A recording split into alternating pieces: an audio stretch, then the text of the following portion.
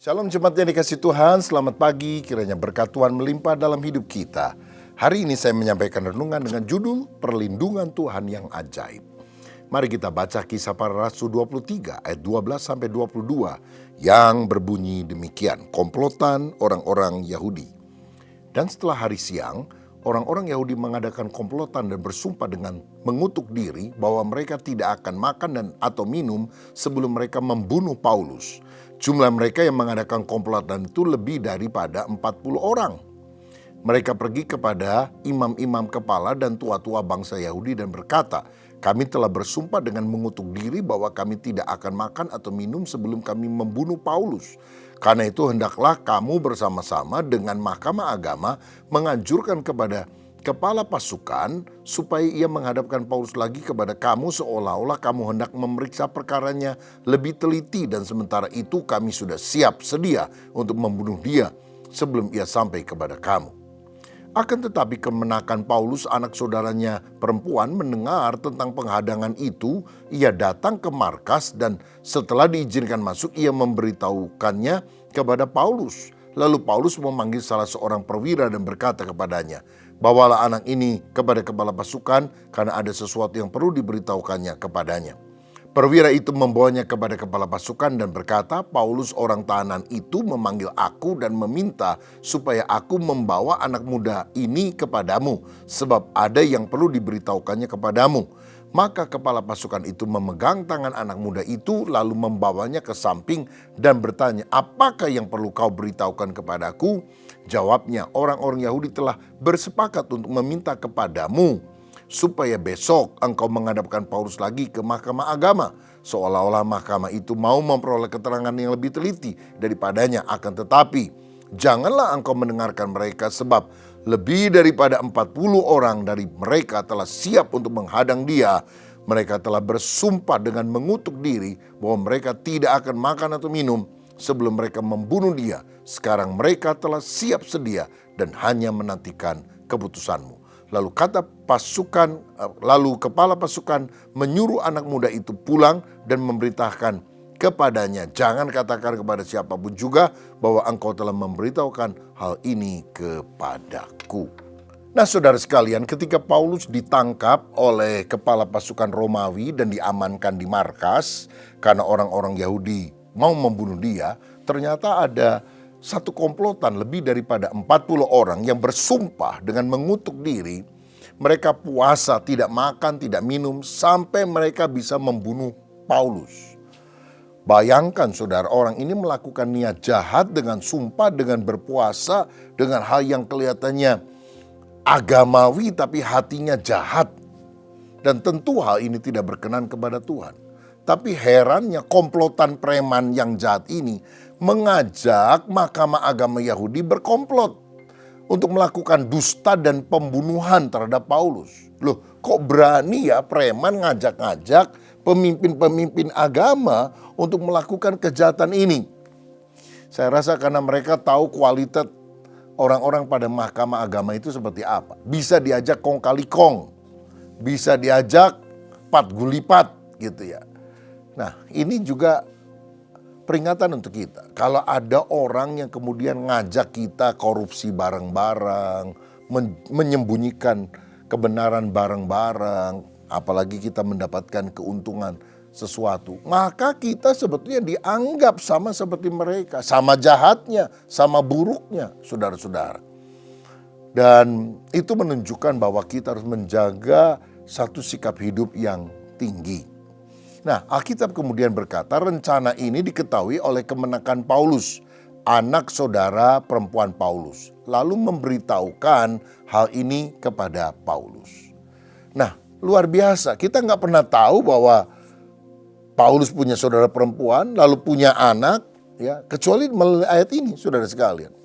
Dan luar biasanya, anak ini kok bisa dengar ada persepakatan jahat itu, nggak tahu dari siapa dia dengarnya. Tapi Tuhan bisa menolong kita melalui cara yang tidak kita duga, melalui orang yang kita tidak sangka-sangka. Dan sampai hari ini Tuhan juga bisa menolong saudara ketika engkau mengalami kesulitan. Dengan caranya Tuhan engkau bisa dipertemukan dengan orang dengan keadaan, dengan situasi yang akhirnya memberikan pertolongan kepada saudara, dan kita tahu sumbernya adalah Tuhan. Misalnya di dalam kitab 2 Samuel 17 ayat 27. Di sana dikatakan bahwa pasukan Daud sedang dikejar-kejar oleh anaknya yang berontak namanya Absalom. Dan ketika mereka sedang lari ke padang gurun beserta dengan pasukannya, kelaparan, kelelahan, datanglah Sobi, Mahir, dan Barzilai membawa makanan yang berlimpah-limpah untuk mereka. Kalau saudara tanya Sobi, Mahir, Barzilai itu siapa? Saya agak sulit menjelaskannya karena Alkitab hanya mencatat peristiwa itu sekali. Mungkin tentang Barzilai ada di ayat yang lain. Tetapi intinya begini, ada orang yang tidak terduga, yang kita nggak sangka, mungkin pernah sekali aja ketemu, tapi dia dipakai Tuhan untuk menolong kita. Ini adalah cara Tuhan yang ajaib untuk melindungi, menyelamatkan, memberikan berkat kepada kita. Saya ingat pada waktu saya dan rombongan dari Jakarta kira-kira 20 orang melakukan pelayanan misi ke Nias, saudara. Setelah selesai kita kembali dari Nias Selatan ke Gunung Sitoli untuk naik pesawat ke Medan lalu kembali ke Jakarta. Ternyata waktu itu ada kabut tebal atau asap sebetulnya karena pembakaran hutan di daerah sana. Sehingga pesawat bukan hanya ditunda tapi dibatalkan.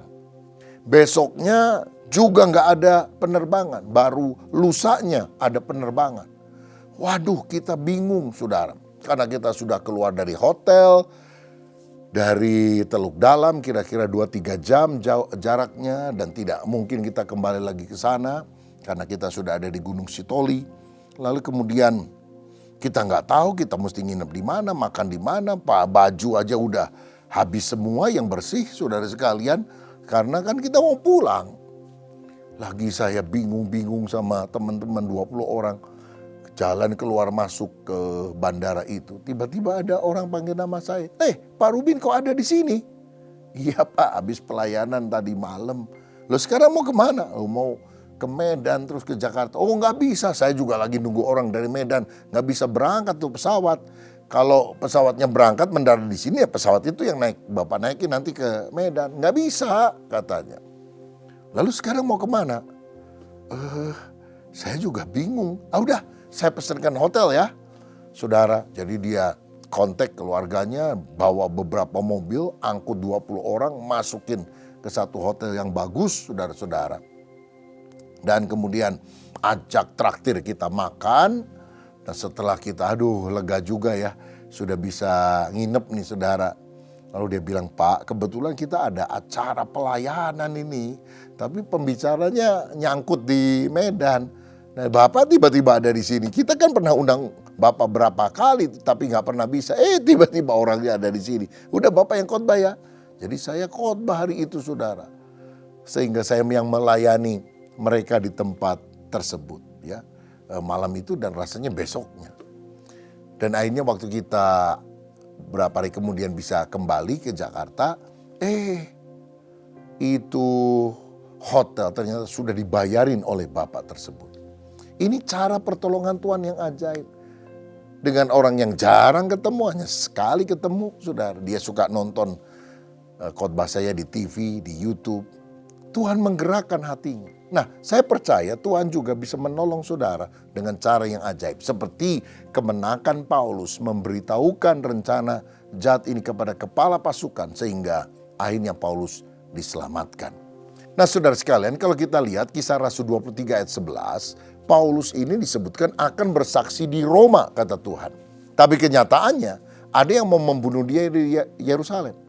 Nah, firman Tuhan kelihatannya seringkali bertentangan dengan fakta. Alkitab berkata Matius 6 ayat 33, carilah dahulu kerajaan Allah dan kebenarannya, maka semuanya itu akan ditambahkan kepadamu. Tapi mungkin engkau sedang mengalami masalah ekonomi dan belum ada jalan keluarnya. Nah, kalau sudah seperti ini, pegang firman Tuhan. Karena walaupun kenyataannya tampaknya berbeda, bertolak belakang, kalau kita pegang firman, firman itu akan menjadi kenyataan. Saudara, kalau saudara pergi ke dokter, lalu didiagnosa oleh dokter, hasil laboratorium juga menunjukkan saudara sakit. Diagnosa dokter adalah kenyataan, tapi Alkitab adalah kebenaran. Dan kebenaran berkata, oleh bilur Yesus kamu telah sembuh. Pegang mana? Pegang firman.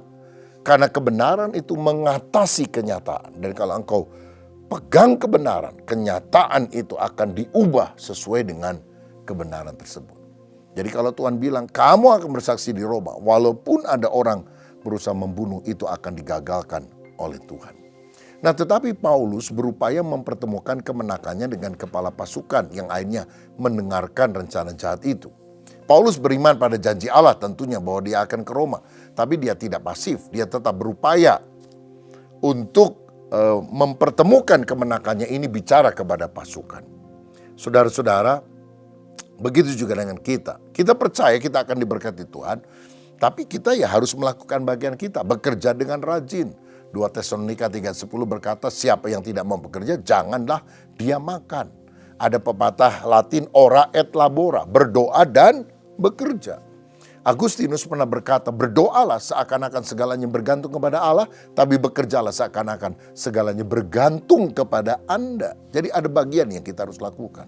Nah, kemenakan Paulus ini kemudian diperhadapkan kepada kepala pasukan yang mau mendengarkan kata-kata anak muda yang dia belum kenal ini. Dan dia menurut ayat 23 kemudian mengerahkan 470 orang untuk mengawal satu orang Paulus dari Yerusalem ke Kaisarea. Saudara, bayangkan untuk mengawal satu orang perlu 470 pasukan. Ini kan pasukan besar banget, saudara. Biayanya berapa, kasih makannya berapa. Bukan karena dia rasul, karena orang Romawi ini kan tidak percaya kepada iman yang diyakini oleh Paulus. Saudara, tetapi hanya karena Paulus adalah warga negara Roma. Tapi lebih daripada itu, karena karya Tuhan yang menyelamatkan. Saya percaya sampai hari ini ada cara Tuhan untuk melindungi saudara, menyelamatkan saudara. Saya pernah ceritakan ketika kerusuhan di Tasikmalaya tahun 1996, gereja-gereja dibakar dan sebagainya. Kira-kira 2 minggu sebelumnya, ada orang Jakarta kirim pemadam kebakaran puluhan saudara ke gereja kita, bukan yang kecil-kecil itu, tapi yang setiap satu tabung itu harus ada kereta dorongnya, besar sekali. Sampai kita bagi ke beberapa gereja yang lain. Kita pikir ngapain itu orang yang kirim pemadam kebakaran gede-gede. Ternyata Tuhan sudah mempersiapkan sebelum peristiwa itu terjadi. Jadi ketika pembakaran terjadi kita bisa padamkan, dibakar sekali lagi, dipadamkan lagi. Sehingga walaupun mengalami kerusakan, tetapi tidak runtuh total. Karena apa? Ada perlindungan dari Tuhan. Cara Tuhan melindungi kita bermacam-macam. Tapi percayalah, Tuhan adalah Allah yang setia, yang melindungi kita. Kalau belum waktunya Tuhan, selembar rambut tidak akan jatuh dari atas kepala kita. Alkitab berkata 1000 rebah di sebelah kiri, 10.000 jatuh di sebelah kanan. Tapi kita akan tetap berdiri oleh anugerah Tuhan. Mari kita berdoa supaya perlindungan Tuhan juga atas kita semua. Bapa Surgawi, terima kasih buat firman-Mu. Kalau Engkau melihat kami anak-anak-Mu sedang mengalami tantangan kesulitan, kiranya perlindungan Tuhan atas kami. Sehingga kami dibebaskan dari segala perkara yang buruk dalam hidup ini. Demi nama Yesus, berkat atas kami. Haleluya. Amin. Tuhan Yesus memberkati.